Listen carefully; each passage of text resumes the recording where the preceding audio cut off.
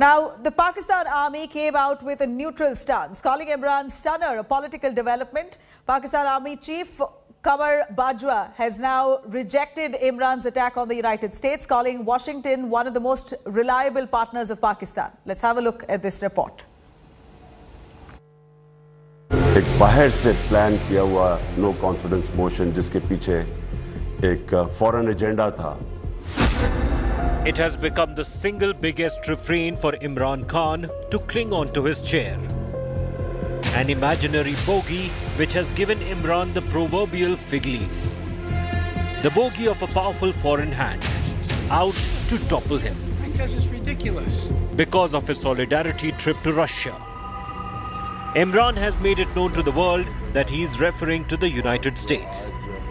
Imran Khan has used this plank to trash the opposition, which clearly aced the number game.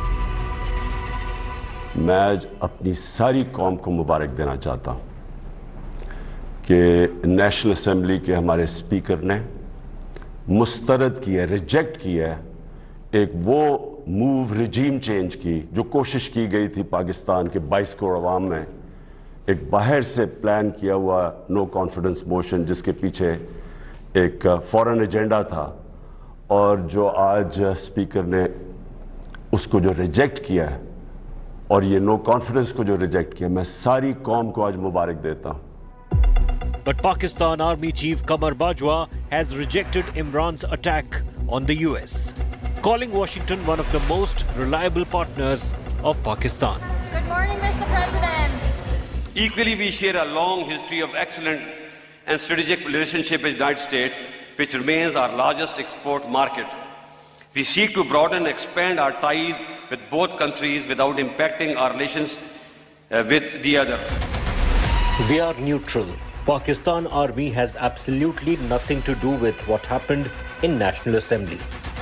Despite professional neutrality, the Pakistan Army remains the single biggest factor calling the shots in Islamabad. It ruled the coup-prone country for more than half of its 73-plus years of existence. Imran maintains the army gave him 3 options to resolve the political crisis: his resignation, facing no confidence, or calling early elections. उन्होंने options दिए थे मुझे, और वो obviously हमारी establishment है. उन्होंने offer दी कि जी 3 चीज़ें हैं, या आप अदम एतमाद का वोट चले जाएं, या आप इस्तीफ़ा दे दें, और या इलेक्शन. हमने कहा इलेक्शन सबसे बेहतर तरीका है. इस्तीफ़ा मैं कभी सोच भी नहीं सकता, और अदम एतमाद वोट का मतलब ये कि मैं तो बिलीव करता हूँ कि आखिरी मिनट तक लड़ूंगा. Imran has been on an overdrive meeting the Pakistan Army generals recently. Is he playing by the Pakistan military rulebook? Bureau Report, India Today. Now, the big question here is, what does it really mean for India? Imran Khan's ouster or him being in power? What are the repercussions politically or bilaterally for India? In fact, as we see here, Pakistan's political volatility is usually bad news for India, undoubtedly. Imran Khan, of course, recently even praised India, in fact, praised the Prime Minister Narendra Modi as well. And he's now seen as a democracy fixer. He's, of course, trying to project himself that way.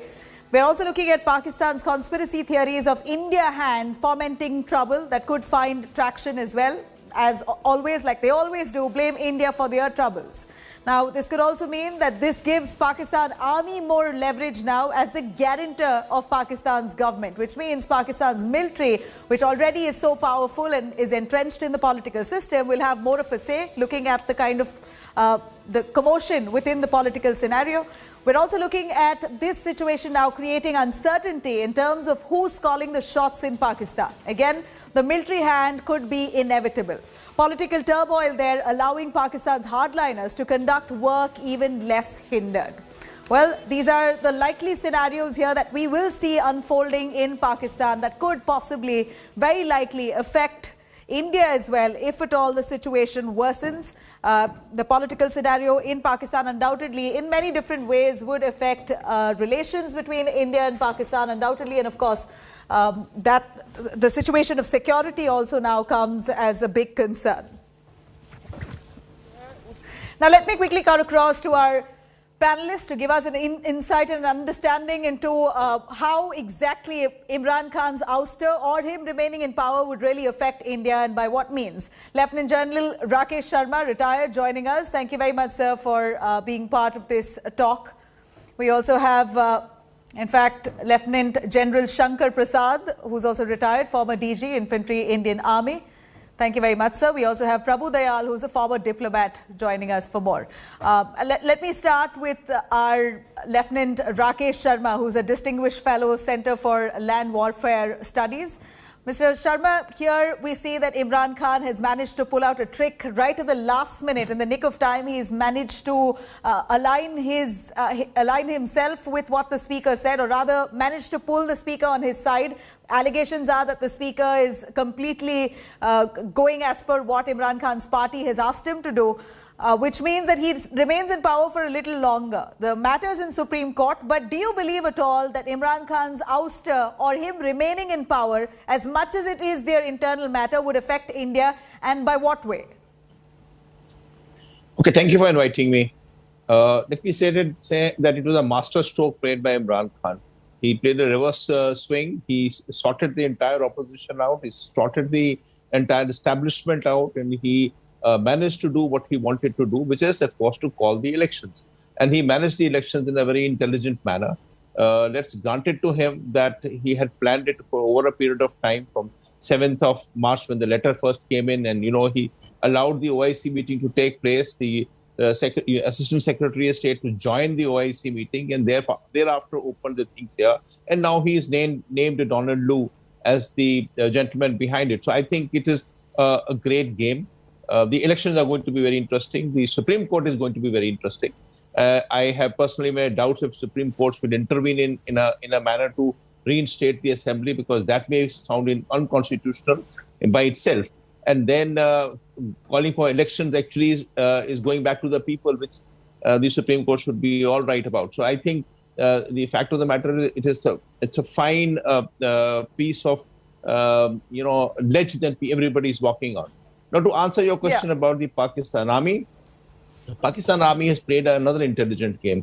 In my opinion, they have played strategic restraint. They have now sided with the United States in their statements, which rightly so, because they have long 7 decades of relationship with the United States Army. Little ups and downs in between, but they are the beginners of relationship from CENTO onwards. And larger number of senior officers, their kids are studying there, they have relationships on other issues across. Maximum remittances come across from United States. So the Pakistan Army chief has very finely kept a balance in the whole thing. Now, what does it affect India? That's an interesting thing. As you rightly said, that volatility in Pakistan causes problems to happen on the Indian front. It is historically true. Yeah. However, I would not state it that this is inevitable. Nothing is inevitable. I think the ceasefire was sought by the Pakistan Army, which is in place now.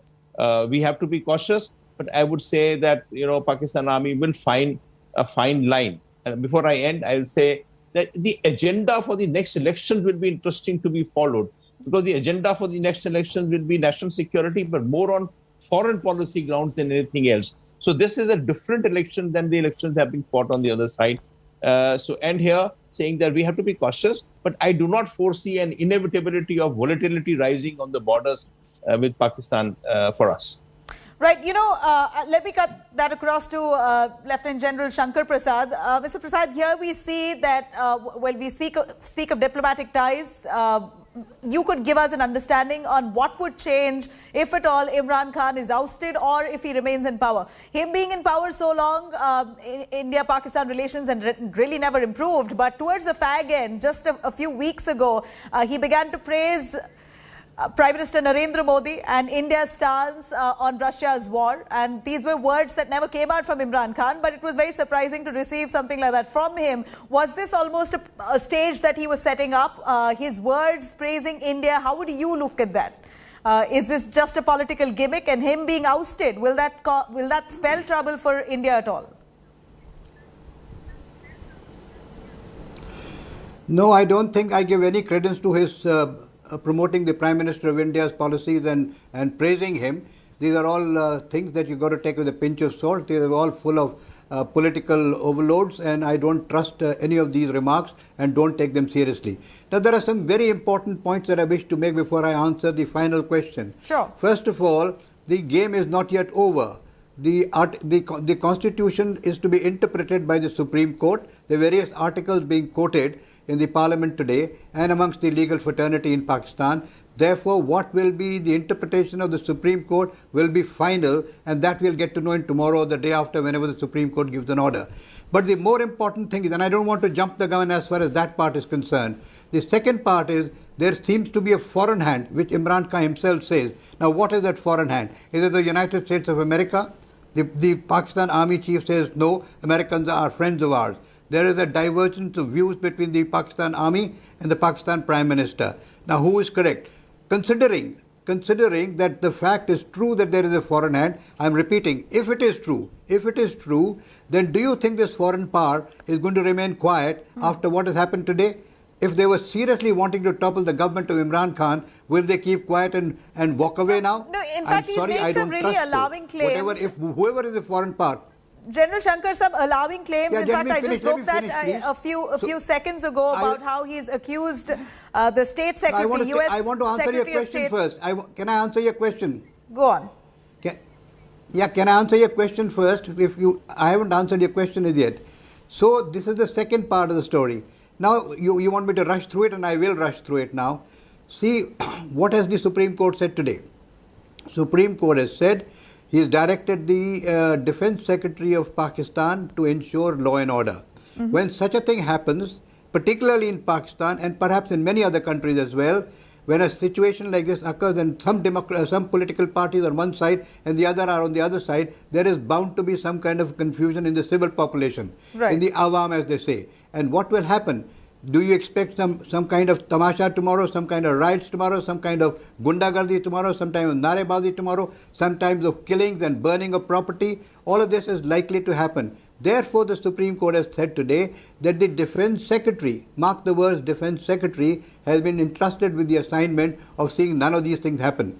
If it was purely an internal police matter, the matter should have been referred to or a direction given to the Home Secretary of Pakistan to say, please ensure that nothing goes wrong in Pakistan as far as law and order is concerned. Obviously, there is a feeling that the police may not be able to handle the volatility or the quantum of disorder that may take place. Therefore, the Defense Secretary. However, Defense Secretary does not really rule the army. That's a different matter altogether. It's a manner of saying it. But finally, it is the army which is going to be deployed, and the army chief is going to get involved with it. Now, the question arises, if the situation goes bad in Pakistan, and if the Pakistan army, which is told to bring law and order, tries to use some force, how much force will they use? What will be the effect of the force? Could it become a little dangerous situation?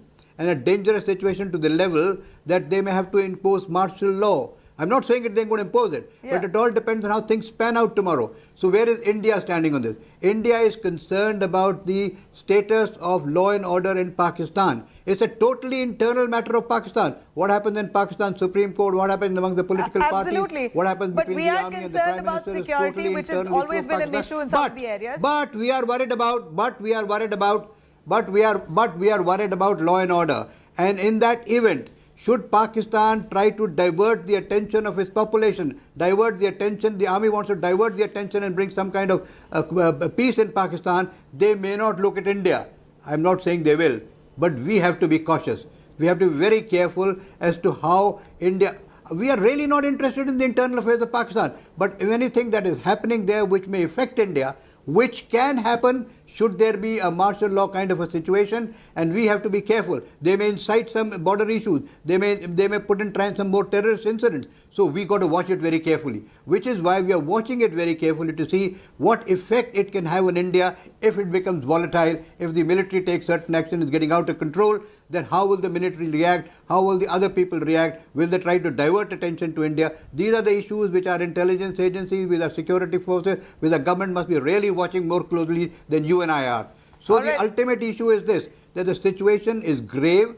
We have to watch it very carefully and see how it spans out in the next 1 or 2 days. All right, General Prasad, we heard you, and that's precisely where we stand at as well, and that's why we have this with you as a panelist to try and understand the gravity of it. How serious should we take this political development coming from Pakistan? Prabhu Dayal, who's a former diplomat, would give us a better understanding also on this. To add to it, Mr. Dayal, here we hear Pakistan Prime Minister Imran Khan has now pointed fingers at the US Assistant Secretary of State for South and Central Asian Affairs, Donald Lu, as a person who's really conspired against dethroning him. This is what Imran Khan has said. Donald Lu, we believe, was instrumental in this in the no confidence motion, according to his party. But Donald Lu is also served in India. He has worked as a political officer in India as well as in Pakistan. Was also a deputy envoy of the American embassy in Delhi. How would you look at it? Fingers pointed at Donald Lu for conspiring against him. Donald Lu also has a connection with India.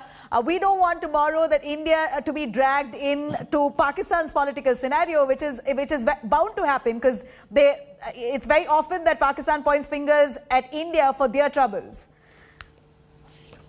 Well, Nabila, before I answer your question, I seek your indulgence to recount some of my experiences from the time I was posted in Pakistan in the early 80s. Right, sir. That is the time when Zia-ul Haq was ruling the country, first as military dictator and then as president. Now, Imran Khan was the cricket captain of Pakistan. And at that time, there were no neutral umpires. No visiting team could ever beat the Pakistani cricket team because the Pakistani umpires hugely sided with their own team. In other words, you could never get a Pakistani batsman out leg before. Run-out decisions were always suspect. Pakistan always won on home turf because the umpires never played neutral. What happened in the National Assembly of Pakistan was a mirror image of that.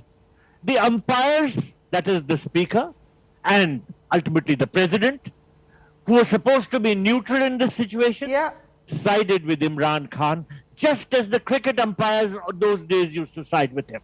And Imran Khan was able to beat the opposition because these umpires who were supposed to be neutral, the president and the speaker, were not neutral. Now, to address your question about the issue of Imran Khan pointing fingers at the Americans. First of all, let me point out that the seriousness of the situation is quite evident to even General Bajwa, because in his speech yesterday, he was at pains to point out that Pakistan wants to develop a cordial and close relationship, a strategic relationship with the United States. And he realizes that Imran Khan's remarks could damage Pakistan's interests. As regards India, Pakistan's policy towards India has always been constant. Whether there is a military government or whether there is an elected prime minister, there is a policy of pursuing proxy warfare. There is a policy of infiltrating terrorists.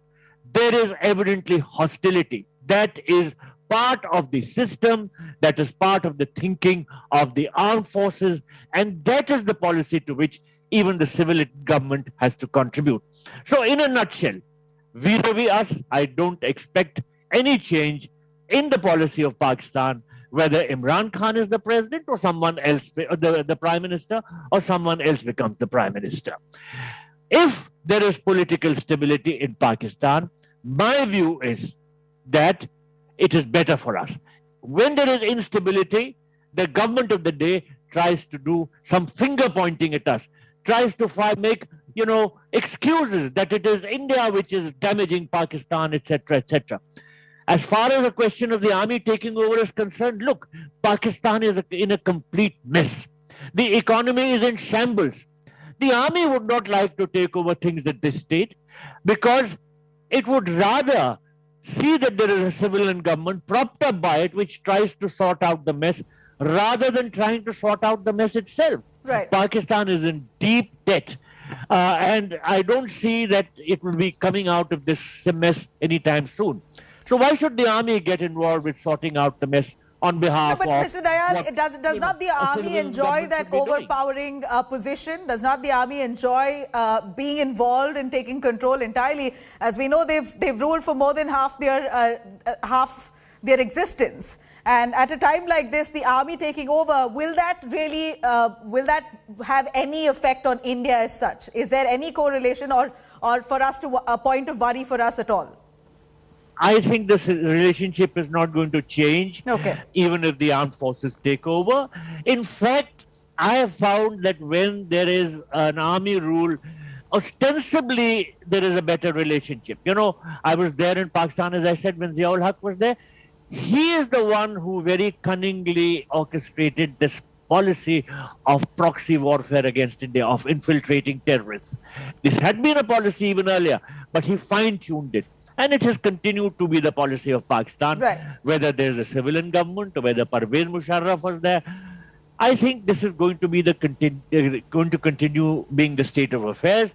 We should be in total readiness, whether or not there is an army takeover or whether there is some sort of a civilian government installed as a puppet of the army. Which we are, I believe. And thank you very much, Mr. Dayal. But as we let you go here, a quick word from Rakesh Sharma. General Rakesh Sharma, you would look at it the same way for India to be on alert as the political situation is very uncertain. Whoever comes to power now, with the military really stepping in to try and maintain that law and order, should India be on standby, on alert?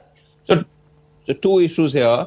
One is that what the court has ruled today about Defense Secretary, I feel that they are telling the Defense Secretary to tell the armed forces, whether they listen or not is a separate issue, that the so-called doctrine of necessity under which the army used to come and take over the rule of Pakistan and say, because the politicians were unable to handle it, so it was necessary for the army to come. They have already, the court has preempted that doctrine of necessity and told the Defense Secretary, please make sure that the army does not take charge of the country at this time. That is one way of why the court has taken a very extraordinary step today. The second part is whether the army will take over. I absolutely agree with Ambassador Prabhu Dayal.